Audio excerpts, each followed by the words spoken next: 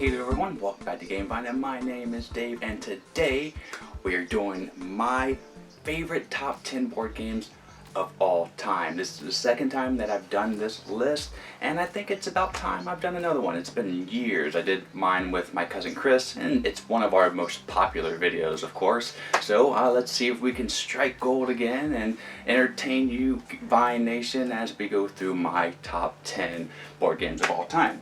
But I do want to do some honorable mentions because I am very sad that a few games didn't make the list. One day I might do my favorite top 100, but no, this year I think top 10 will suffice.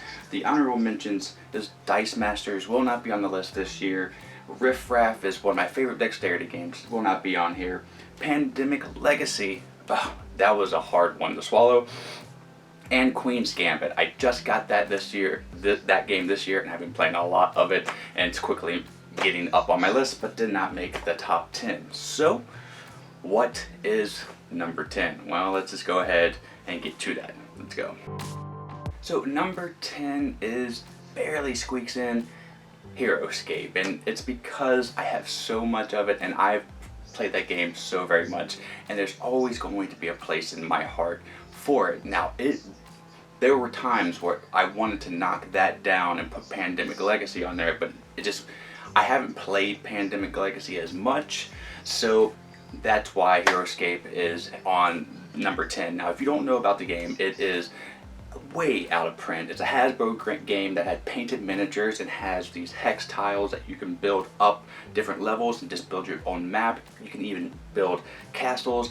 There are different IPs that are involved, so Marvel heroes and villains are in there, but there's even dragons from Fantasy Realms, and I just had to have that game. So I was lucky enough to start purchasing it before it left Toys R Us and out of actual comic book stores, because that's where I got a lot of my stuff, is at my friendly neighborhood comic book store. But unfortunately I didn't get all the sets, so later on I had to pay a pretty penny. If you want to do any kind of HeroScape buying right now, it will cost quite a bit, but it's just such a nice game. It's very simple in nature. You pick your army, you roll some dice, it'll tell you if you win or lose, and you have some various powers that you can apply with different heroes. There's even a site that customizes different cards for HeroScape for like Superman or things that didn't make it, and you can get your own little miniature and just go ahead and play. It's very easy to integrate your own little customization into it, which is again why I think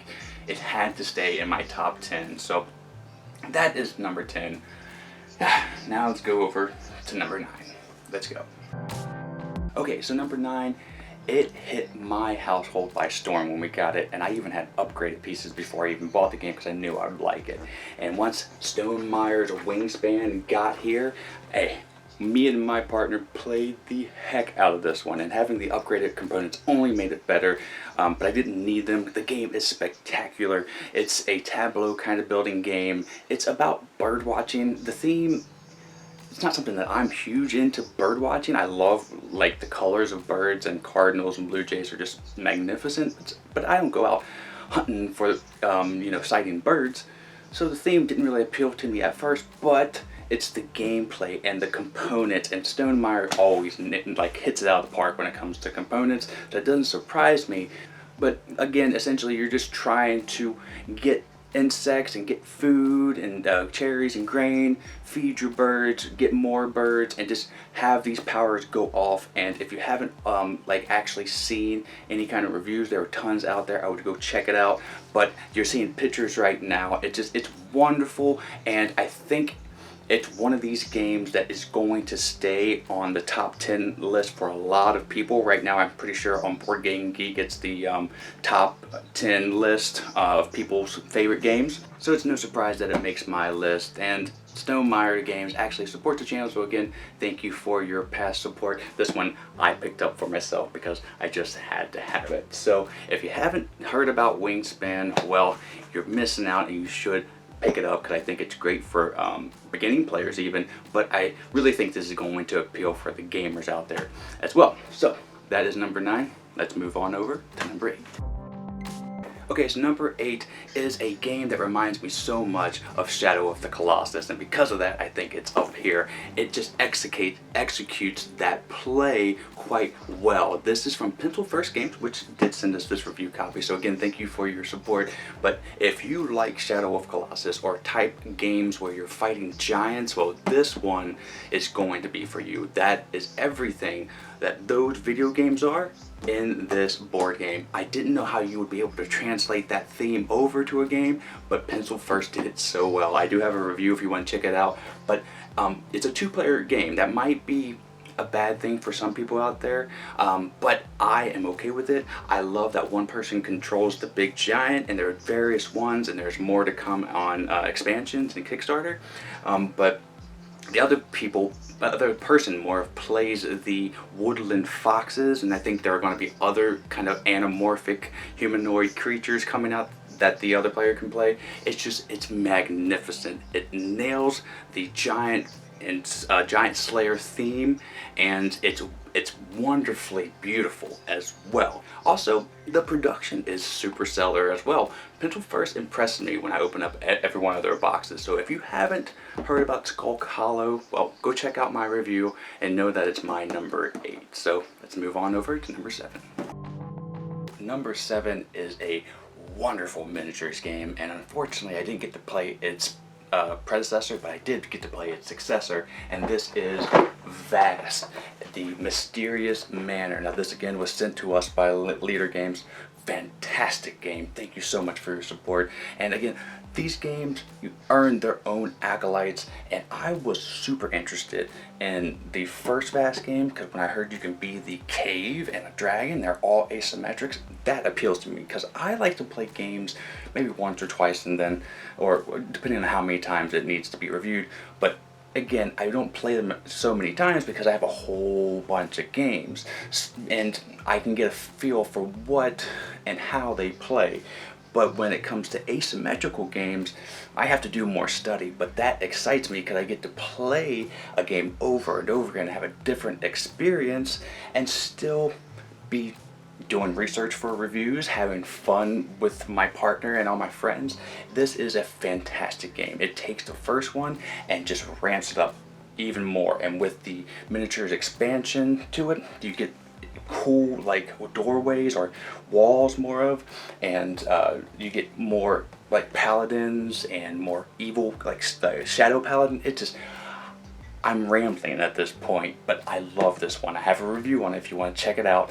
If you like asymmetrical games like Villainous or anything like that, this is going to be the next step up. It's wonderful. I love it. I can't wait to get the first one. I've been waiting so much. They also, Leader Games makes Root, so both of those are asymmetric, and if I would have played either one of those, I can see one of them actually making it on the list as well with this Vast Mysterious Manor, but as of right now, I haven't played them, and this sits at number 7. So let's go over to number 6.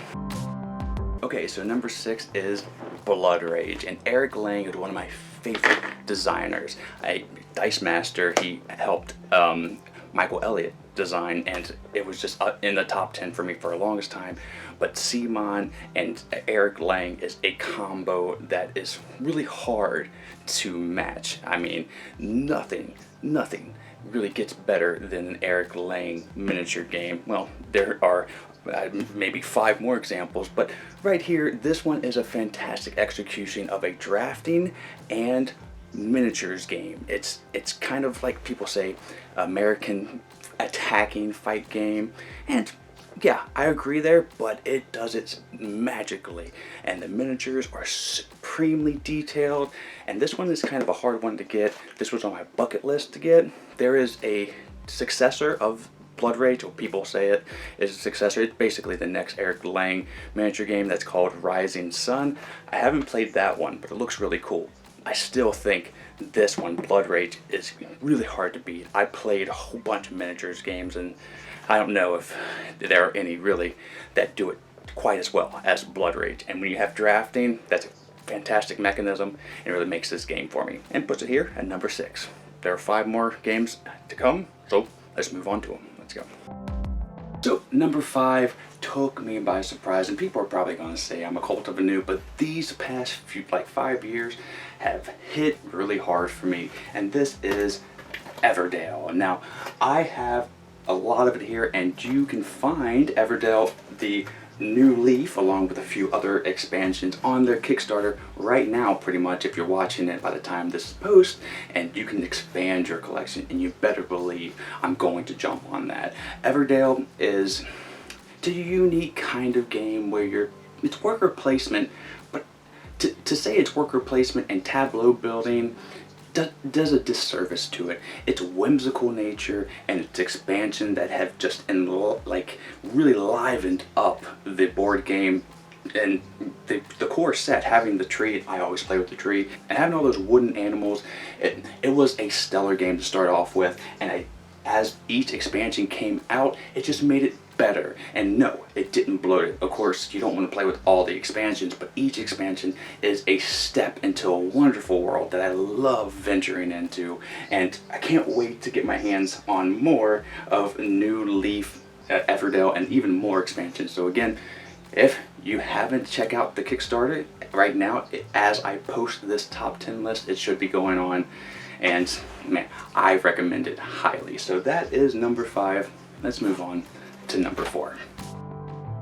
Okay, so number 4, this was the hardest one for me because I didn't know whether to put this game or Everdell at number 5, but Isle of Cats just squeaked out the win there, and it's because I like the Tetris shaped kind of games like Patchwork, and it is such a lovely looking game as well. I mean, Everdell was fantastic looking, and so is Isle of Cats, but I think I like this one just a little bit more because I can get more people to play this one, and I feel like it's just maybe a tad bit shorter, which they are completely two different games, and I don't even know why I'm comparing them right now. Let's talk about just Isle of Cats. You have this boat, and you're trying to take these cats of various colors, and they're fantastical cats. I wish they were real life cats, because I would have like 12 of them.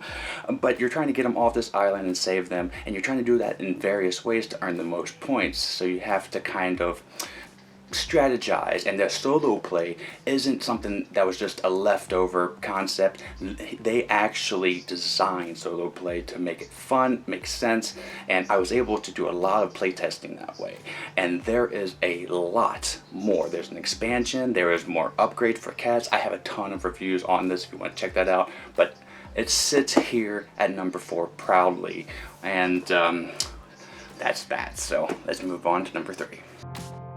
Now, number 3 is a huge game, and it actually was my number 1 favorite dexterity game when I did my 100 favorite dexterity games, and that is Catacombs, the 3rd edition. Now, you're seeing pictures and hopefully some video. This is a disc flicking game that is a dungeon crawl. It started out at its infant form, the 1st edition, as a great concept, and the components were okay, but as it got through each edition, they've really ramped up the production and made this something so visceral and so fantastic.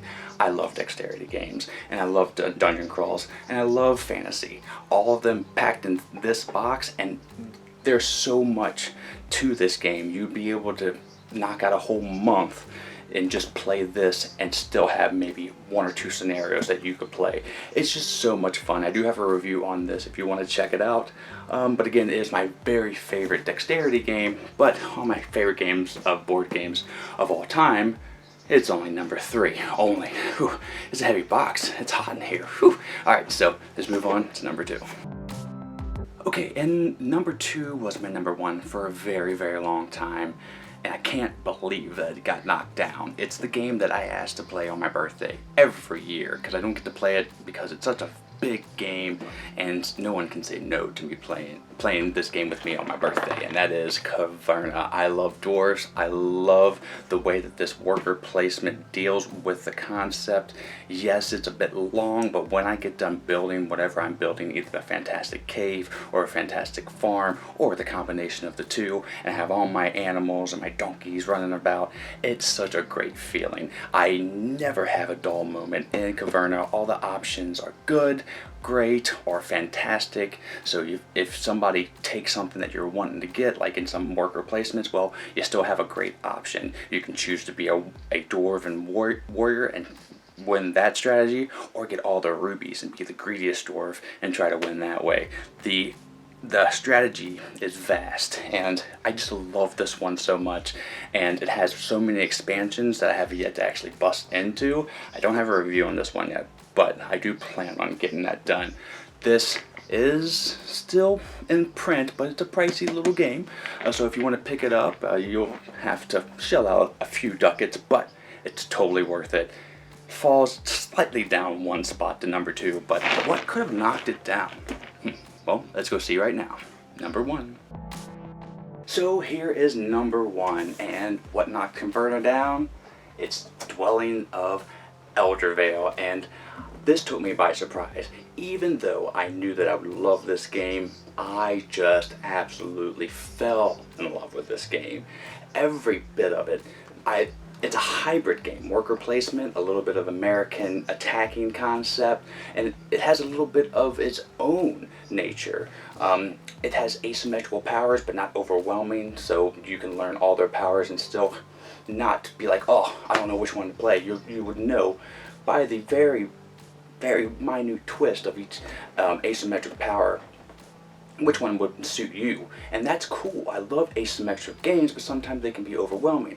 But this hits a sweet spot. Also, just the flow of the game, how it ends and how long it takes to play the game. The miniatures, this is the legendary one. There is legendary, deluxe, and standard, but even the standard game, the game concept, it nails it on so many fronts for me, and it's like they made this game for me. I mean, I love it so very much. I even dedicated a whole week to this game, which is being summed up with this list here, and I waited for that reason. So again, this came from Breaking Games. Thank you so much for your support. I love it, and if you haven't already checked out our review or checked out this game, you should definitely do that and try to pick up one of those 3 things, and you really can't get better than that. I mean, I was surprised by how much I loved it, and I was surprised that I knocked down my favorite game of all time. Caverna, I still asked to play it on my birthday because I can't play that game solo. But with Dwellings of Eldervale, I can play it anytime I want because the solo play is magnificent, just as good as the competitive play. And I think this game just wows whoever plays it. It might not be everybody's favorite game, but it definitely is mine. So let me know your favorite board game down in the comments below. I would love to hear it. Please click like and subscribe. I hope this list was informational. I hope you enjoyed it. And until next time, I'll see you, everyone, here at Divine Nation. My name is Dave. Have a great rest of your day and a great time with all you play. You're here on the Game Vine. I'm out. Bye.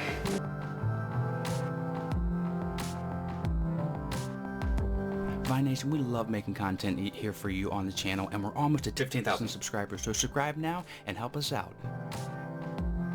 This video right here, I think you'll like. This video right here, YouTube thinks you'll like. Or you can just sit here and watch me dance as a dinosaur for a little bit longer. You can visit us at our social media outlets, and we're going to be improving our Patreon here soon. That's all for today. Miko, it's time to go. Good girl, Miko.